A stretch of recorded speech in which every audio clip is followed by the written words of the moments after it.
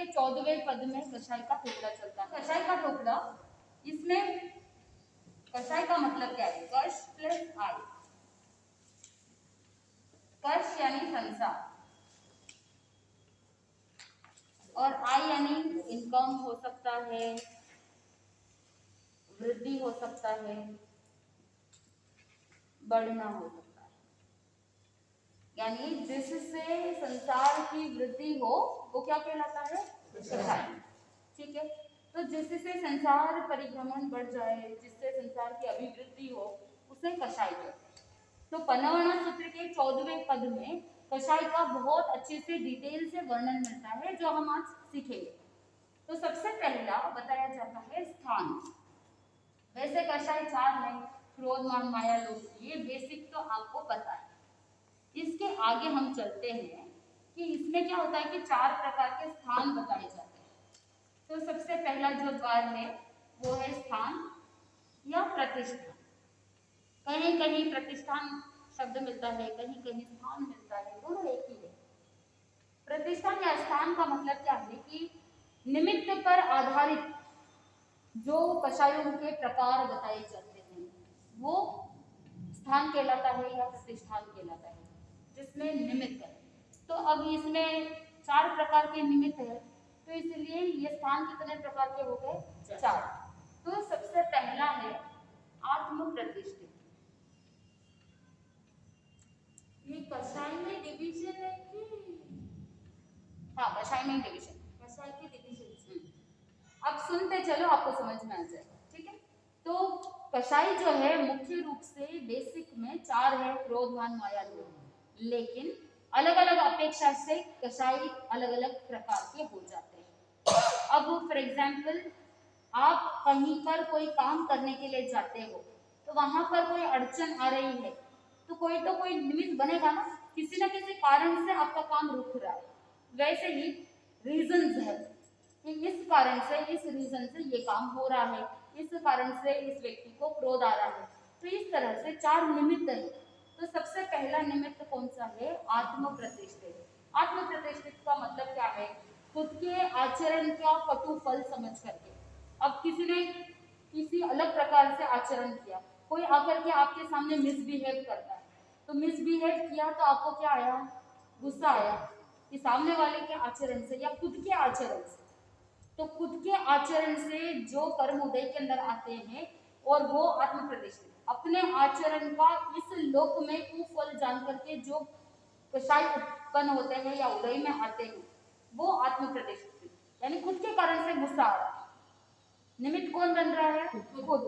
तो खुद के कारण से, खुद के आचरण से, खुद के बिहेवियर से जो गुस्सा खुद को आ रहा है, वो आत्म प्रतिष्ठित। दूसरा क्या है? पर प्रतिष्ठित। पर प्रतिष्ठित मतलब किसी ने आकर के गाली दे दी तो फिर आपको गुस्सा आ गया, तो दूसरों के निमित्त से गुस्सा आ रहा है। खुद के निमित्त से गुस्सा आना आत्म प्रतिष्ठित, दूसरों के निमित्त से गुस्सा आना पर प्रतिष्ठित। और तीसरा है तदुभय प्रतिष्ठित। दोनों, तदुभय कह दो या उभय कह दो, बात एक ही है। तो तदुभय प्रतिष्ठित में क्या होता है कि अपनी आत्मा पर भी और दूसरों पर भी गुस्सा आता है। बहुत से ऐसे लोग होते हैं ना, खुद पे खुद गुस्सा निकालते रहते हैं, तो वो क्या है? आत्म प्रतिष्ठित। तो खुद पर भी गुस्सा निकालते हैं और दूसरों पर भी गुस्सा निकालते हैं, दोनों जहां होता है वो तदुभय प्रतिष्ठित। आप डेली रूटीन में इन सबको घटित कर सकते हैं। फिर चौथा है अप्रतिष्ठित।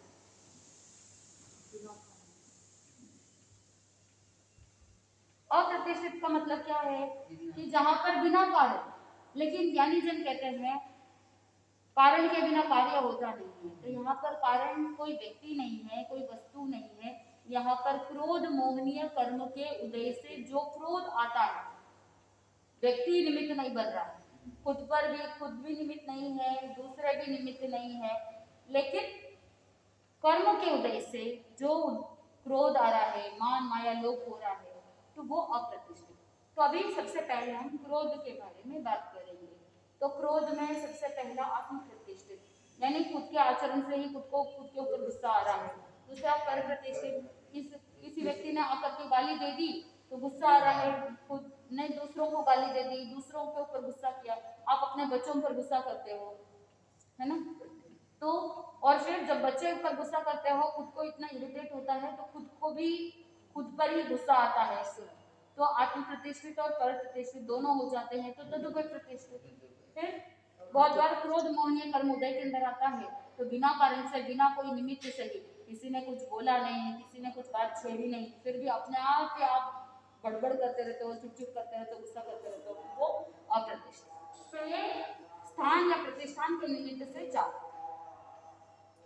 ठीक है? तो पहला हुआ स्थान, फिर दूसरा है उत्पत्ति के कारण।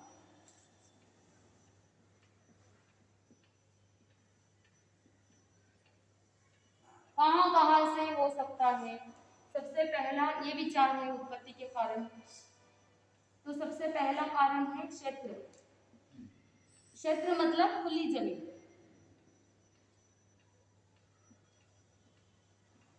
अब नरक के जीवों के लिए नरक क्षेत्र है, तिर्यक गति के लिए तिर्यक लोक है, मनुष्य गति के लिए तिर्यक लोक है, ये जो मध्य लोक है।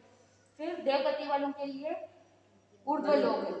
तो अपने अपने गति के अंदर जो जो क्षेत्र है वो क्षेत्र, और एक तरफ से क्षेत्र का मतलब खुली जमीन भी होता है। तो वैसे अगर देखा जाए तो भाई भाई एक दूसरे से लड़ते हैं, कसाई करते हैं, क्रोध करते हैं जमीन के लिए, तो क्षेत्र। फिर दूसरा है वास्तु।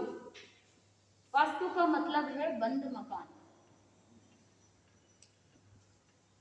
ये भी तो निमित्त बन सकता है, कारण बन सकता है क्रोध के लिए, कि व्यक्ति अपने प्रॉपर्टी के लिए, मकान के लिए भी लड़ झगड़ करके पूरे हो जाते हैं, गुस्सा करते हैं।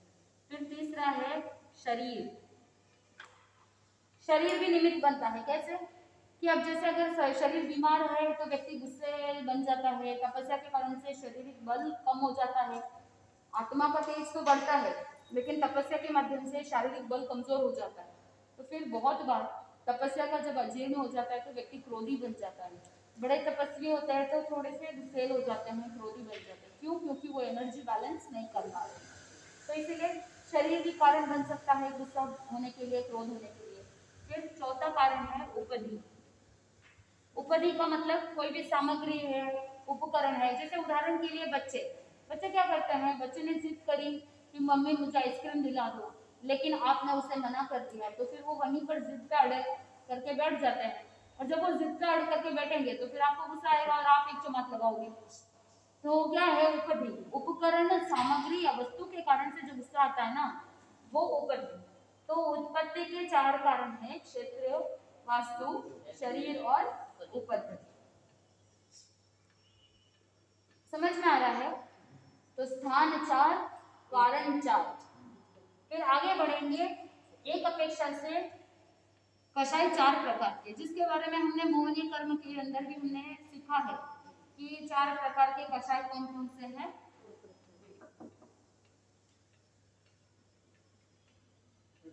टाइप्स 4। इसमें सबसे पहला है अनंतानुबंधी। अप्रत्यक्षानी, प्रत्यक्षानी, संचरण।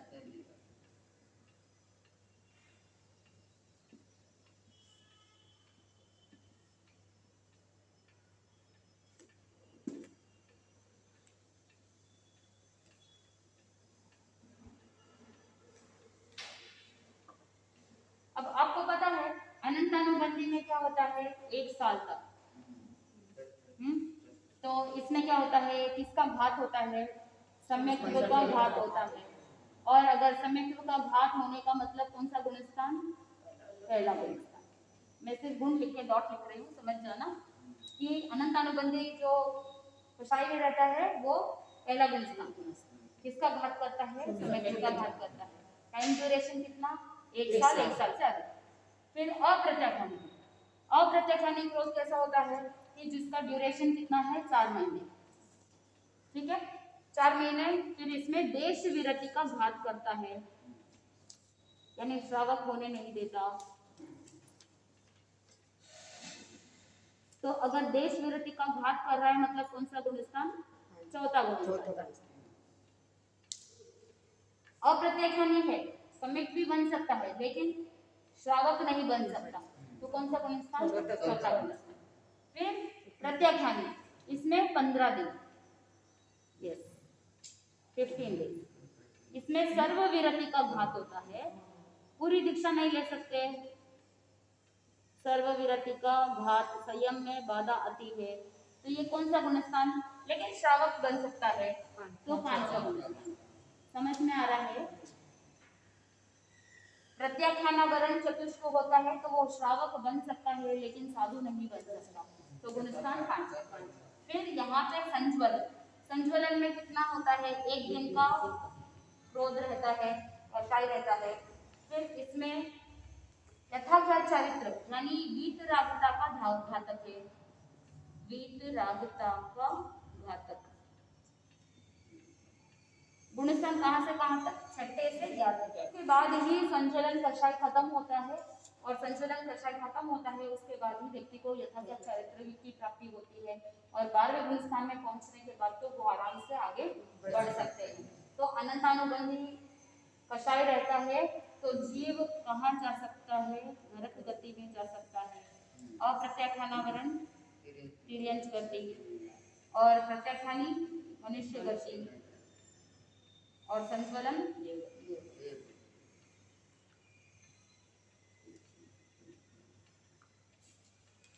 तो इस तरह से अनंतानुबंधी और प्रत्याख्यानी प्रत्याख्यानी संचलन के लिए ये 4 मिट्टी के गोले का उदाहरण दिया है कि एक मिट्टी का गोला है कि जल्दी गर्म होता है और जल्दी ठंडा हो जाता है, संचलन। लकड़ी का गोला प्रत्याख्यानी यानी थोड़े टाइम के लिए गर्म लेट होता है, फिर थोड़ी देर में ठंडा हो जाता है, मतलब मिट्टी के गोले से नेक्स्ट इंटेंसिटी लकड़ी का है। फिर उसके बाद पत्थर यानी अप्रत्याख्यानी 4 महीने तक, तो पत्थर का गोला क्या होता है? क्रमशः गर्म होता है और ठंडा होने में भी थोड़ा टाइम लग जाता है। और चौथा है लोहे का गोला अनंतानुबंधी यानी रेड हॉट हो जाता है, गर्म होता है तो भी भयंकर वाला गर्म होता है, और ठंडा होना है तो भी बहुत टाइम लगता है। तो इस तरह से 4 गोले का उदाहरण दिया है इन 4 कषाय को समझने के लिए। ठीक है, मिट्टी का गोला, लकड़ी का गोला, पत्थर का गोला और लोहे का गोला। तो ये एक अपेक्षा से कषाय क्रोध 4 प्रकार के, अनंतानुबंधी, अप्रत्याख्यानी, प्रत्याख्यानी, संचलन। हर क्लास में कुछ ना कुछ नया ऐड ऑन हो जाता है। जैसे जैसे हमारा भी अध्ययन बढ़ता है तो फिर हमको भी कुछ नए नए कॉन्सेप्ट दिखते हैं आगम में, हम आपको दे देते हैं, आप लिखते रहो। लिखने का अभ्यास रहेगा तो आपका अच्छा संकलन हो जाएगा। फिर कभी भविष्य में स्वाध्याय सेवा देने जाना हो, किसी को सिखाना हो तो आसान हो जाता है, या खुद के लिए भी काम होता है। फिर एक और अपेक्षा से कषाय 4 प्रकार अलग अलग अपेक्षा से बताए जाते हैं, तो एक अपेक्षा से प्रकार कितने हो जाएंगे? 4। अब क्रोध के 4 प्रकार कौन कौन से हैं? आभोग निवर्तित,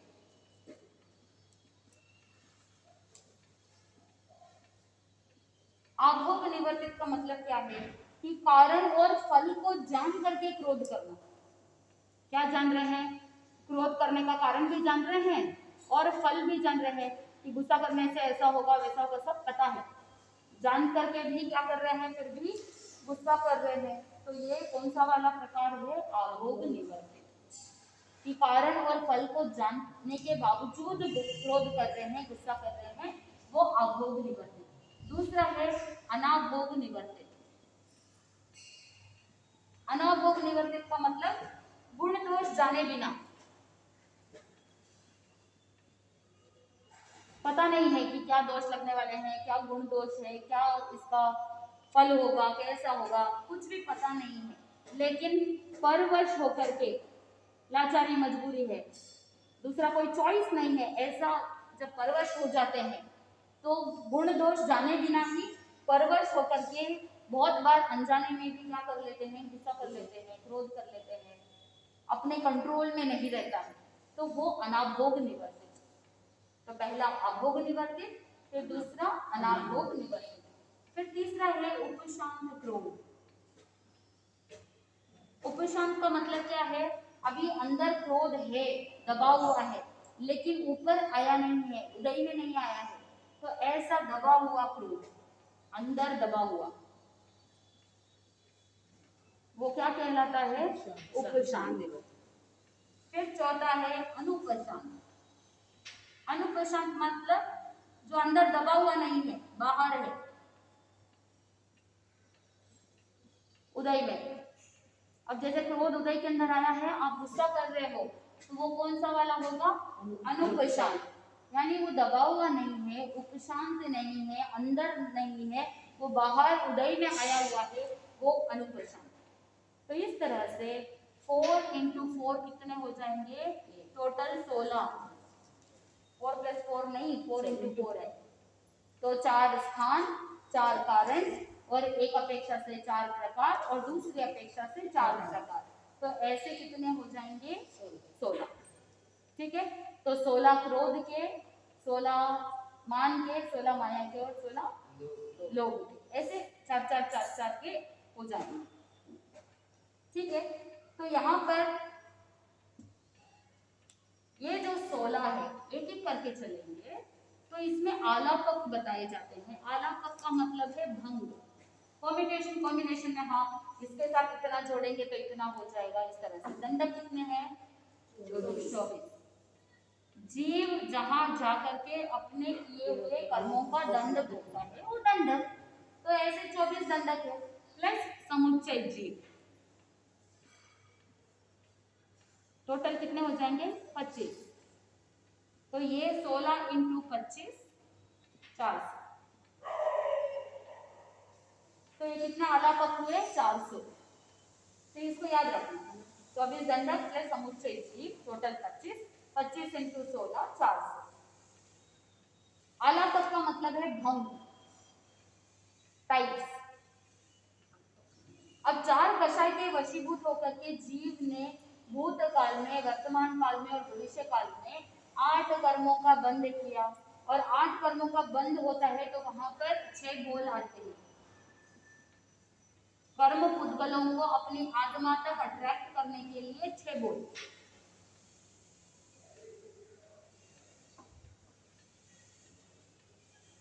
ये 6 बोल समझना, बहुत अच्छे से समझ लेते हैं।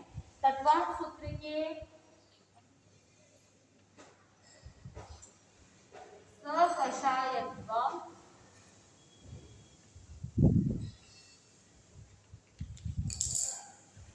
सकषायत्व जीव कर्मणो योग्यान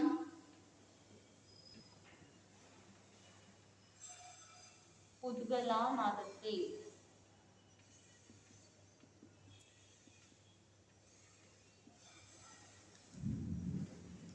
इसका मतलब क्या है कि जीव अगर कषाय सहित हो तो जीव क्या करता है? कषाय और योग के निमित्त से कर्म के पुद्गलों को अपनी आत्मा के साथ अट्रैक्ट करता है और कर्म अपने आत्मा के साथ एकमेक होकर के कर्मों का बंधन हो जाता है। तो निमित्त कौन बनता है? कषाय और योग। तो तत्वा सूत्र है सकषायत्व जीव योग कर्मणो योग्यान पुद्गलान आदत्ते। तो ये सूत्र लिख करके रखें।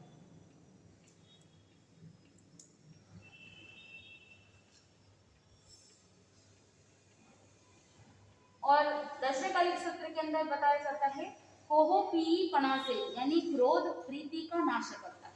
आपने देखा होगा घर में अगर कोई बहुत ज्यादा गुस्सा कर रहा होता है तो उसके साथ प्रेम भाव रहता है क्या? नहीं रहता है, क्योंकि भगवान महावीर स्वामी कहते हैं कि अगर क्रोध करते हैं तो क्रोध से प्रीति का नाश होता है। रिलेशंस में जो प्रेम भाव होना चाहिए वो प्रेम भाव नहीं रहता है। क्यों? क्योंकि गुस्सा करते हैं। तो क्रोध हमेशा नाश ही करता है। चले आगे, 6 बोल समझने हैं किस तरह से आत्मा के साथ कर्म लगते हैं, उसके 6 बोल। और भूतकाल, भविष्य काल और वर्तमान काल, तीनों कालों के अंदर कर्म पुद्गल आत्मा के साथ जोड़ते रहते हैं।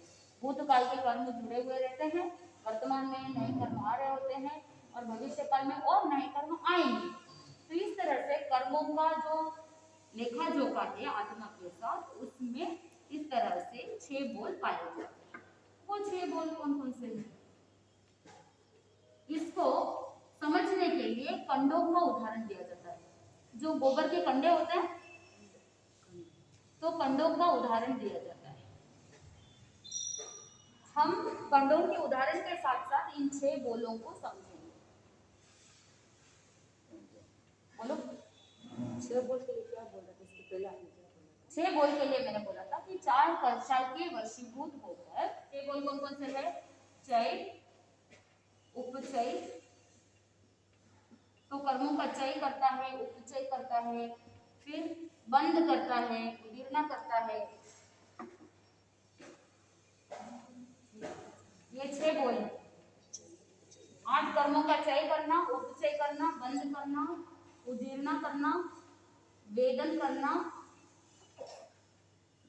ये एक एक बोल समझेंगे तो इजी हो जाएगा। फिर निर्जरा,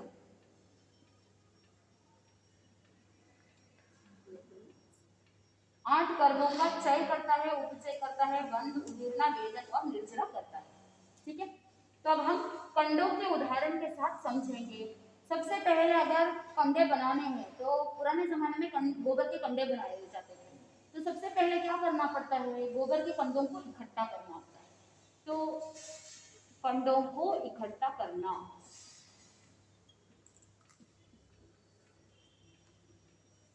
तो फर्स्ट प्रोसेस इसमें क्या करते हैं कि जैसे कर्म योग्य पुद्गलों को जीव क्या करता है? इकट्ठा करता है, ग्रहण करना। आत्मा क्या करेगी? फर्स्ट अपने कषाय और योग के निमित्त से योग्य पुद्गलों को, कर्म पुद्गलों को अपने साथ ग्रहण करता है। यानी आपने क्या किया? कंडों को तैयार करने के लिए पहले कंडों को इकट्ठा किया। तो यहाँ पर आत्मा क्या करती है? कर्म पुद्गलों को ग्रहण करती है, इकट्ठा करती है। फिर क्या करते हैं? कंडों को इकट्ठा किया, उसके बाद जमाते हैं। सही है ना? तो इन कंडों को पहले इकट्ठा किया, फिर जमाना। जमाने का मतलब क्या है? उपचय, मतलब कर्मों को पहले क्या किया? हमने ग्रहण किया। ये जीवात्मा कर्मों को पहले ग्रहण करता है। कर्मों को ग्रहण करने के बाद जब अबाधा काल पूर्ण हो जाता है तो उस हिसाब से कर्म पुद्गलों का निषेध किया जाता है, यानी रचना की जाती है। ये 11 वर्ण्य कर्म, ये 10वां वर्ण्य कर्म, ये इस तरह से रचना होती है। तो जो रचना की जाती है वो उपचय। पहले कर्म पुद्गलों को ग्रहण किया, फिर उसके बाद कर्म के अनुसार, अबाधा काल के अनुसार उसकी रचना हुई कि पहले ये कर्म उदय में आएंगे, फिर उसके बाद ये कर्म उदय आएंगे। इस तरह से रचना की जाती है, जिसे आगम के अंदर एक शब्द आता है निषेध। निषेध का मतलब होता है रचना करना। ये शब्द आगमों के अंदर मिलता है निषेध। आपके टोकड़ों की किताबों में भी निषेध शब्द मिलेगा। इसका मतलब है रचना करना। तो ऑर्गेनाइज करते हैं, है ना? ऑर्गेनाइज करना। तो पहले क्या किया? पहले कर्मों के पुद्गलों को ग्रहण किया, उसके बाद अबाधा काल के अनुसार उसको ऑर्गेनाइज किया जाता है कि पहले अबाधा काल किसका पूर्ण हो रहा है, फिर बाद में किसका हो रहा है, क्योंकि अनंत अनंत कर्म आत्मा के साथ लगे हुए हैं। पहले कौन आएगा? तो जैसे एक एक लेवल होता है, पहले ये सरफेस पे है, फिर बाद में ये आएगा, फिर बाद में ये आएगा। तो इस तरह से जो निषेध किया जाता है उसको जमाते हैं। तो कंडों को भी क्या किया जाता है? पहले इकट्ठा करते हैं, फिर उसके बाद एक एक करके जमाते हैं। तो इस तरह से चय, फिर उपचय। उसके बाद क्या होता है? तो ये जो कंडे जमाए हैं, जमाए हुए कंडों को गोबर या मिट्टी से लीपना। जमे हुए कंडों को गोबर या मिट्टी से लीपना। और यहाँ पर जब राग द्वेष, शुभ अशुभ की भावना विकार हो जाते हैं, जहाँ पर लेश्या साथ में जुड़ जाती है, तो वहां पर कर्म पुद्गलों के साथ लेश्या जुड़ जाती है, यानी अनुभाग जुड़ जाता है। और जब अनुभाग जुड़ जाता है, रस बंध जाता है, तो उस विकार के कारण से कर्म आत्मा के साथ एक में हो जाते हैं। तो जब कर्म एक में होते हैं तो कर्मों का क्या हुआ? बंध हुआ। तो ऑल ऑफ ए सडन आपने कुछ देखा, आपने कुछ सोचा, आपने कुछ बोल दिया, सिर्फ इतने मात्र से कर्मों का बंधन होगा क्या? नहीं होगा। पहले मान लो आपने कोई साड़ी देखी है, देखते से ही कर्मों का बंध हो जाता है क्या? नहीं। पहले क्या होगा कि आपने देखा, आपके मन में भाव आए, आपने कुछ बोला कि देखो कितनी साड़ी सुंदर है, बोल दिया, ठीक है। तो आपने सबसे पहले क्या किया है? कर्मों को ग्रहण किया है, उन पुद्गलों को ग्रहण किया। कर्मों को नहीं, कर्म के पुद्गलों को ग्रहण किया। फिर ग्रहण करने के बाद उसको एक दूसरे के साथ ऑर्गेनाइज होता है, ये कर्म कौन सी कैटेगरी में आता है, ये जो भाव आए हैं वो कौन सी कैटेगरी में आता है, जो इसका निषेध होता है, इसकी रचना होती है। उसके बाद आपका बहुत ज्यादा उसके प्रति राग द्वेष भाव जुड़ गया तो फिर क्या होगा, कर्मों का बंध होगा। इससे पहले अगर आप जागरूक हो गए, अरे नहीं छोड़ो यार भिक्षा में दुक्कड़म, ऐसा अगर बोल करके आपने छोड़ दिया तो बंद होगा नहीं। तो आपके पास पहले से ही ऑप्शन मिलता है कि आपके मन में जो भाव आए हैं उसको हम क्या कर सकते हैं, इमीडिएटली छोड़ सकते हैं। लेकिन अगर उसके साथ राग द्वेष की परिणतियां ज्यादा हो गई, शुभ अशुभ की भावना ज्यादा हो गई, ममत्व भाव जुड़ गया, अटैचमेंट जुड़ गया, तो बंद हो जाएगा, यानी उसमें लेश आ जाता है। जैसे कंडोम के साथ लेश आ गया है, गोबर मिट्टी के साथ उसका अगर लीपना हो जाता है, फिर उसके बाद अगर आप उसको ऐसे ही बिखेरना चाहो तो पहले बिखेरेगा नहीं, फिर क्या करते हैं, उसके बाद लिपने के बाद पुनः वापस बिखेरते हैं।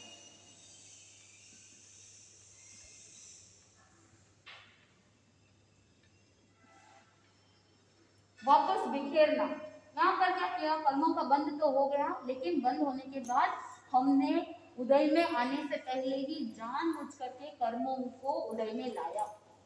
जैसे उदाहरण के लिए किसी के असाता वेदनीय कर्मों का बंद हुआ है, लेकिन वो चाहते हैं साधक कि मैं रोग के कारण से तड़प तड़प करके मैं असाता वेदनीय कर्म को नहीं भोगूं, तो वो क्या करेंगे, गुरु भगवंतों के सानिध्य में वो साधक विहार करेंगे, भिक्षाचर्या में सेवा करेंगे।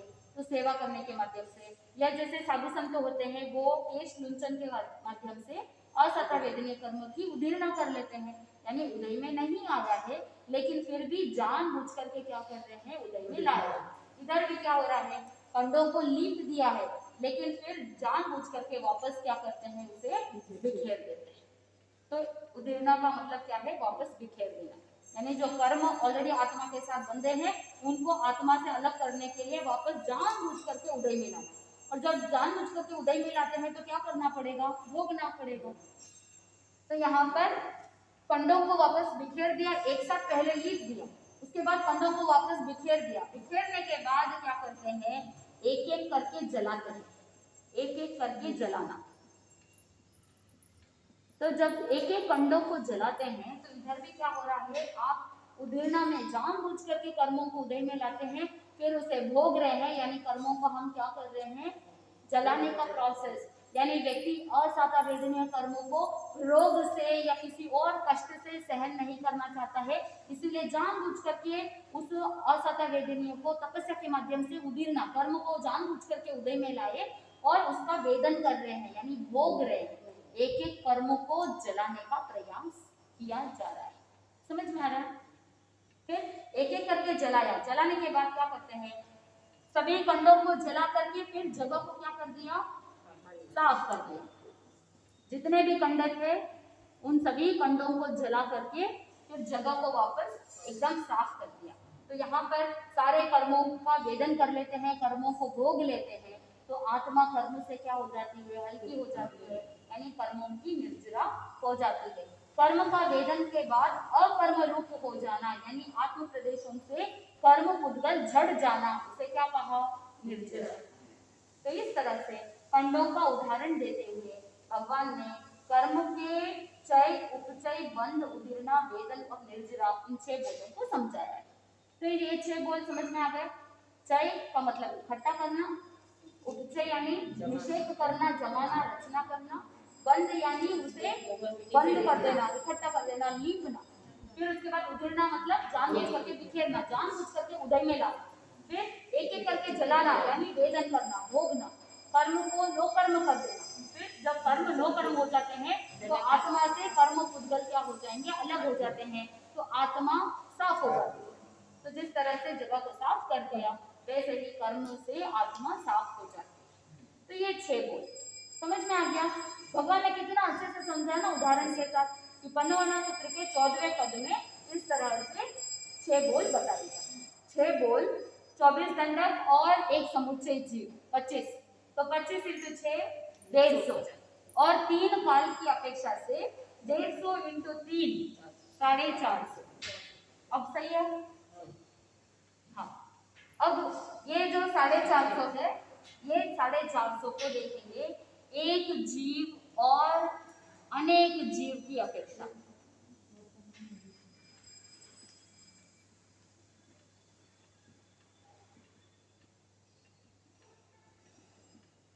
एक जीव और अनेक जीव की अपेक्षा से 450 इंटू 2 का मतलब क्या है? एक जीव और अनेक जीव, तो यहाँ आएंगे 900। तो ये 900 की संख्या दिमाग में फिट होगी। तो एक जीव और अनेक जीव की अपेक्षा से 450 इंटू 2 900। तो ऊपर के 400 थे पहले, जो 16 इंटू 25 किया था हमने, तो ऊपर के 400 प्लस अभी के 900 कितने हुए? 1300। तो ये 1300 भंग कह दो या आलापक कह दो।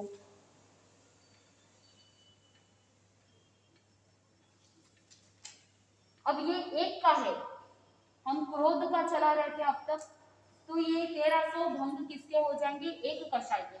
वैसे कषाय कितने? 4। तो क्रोध मान माया लोभ, तो 1300 इंटू 4 टोटल 5200 भंग या आलापक कहलाते हैं।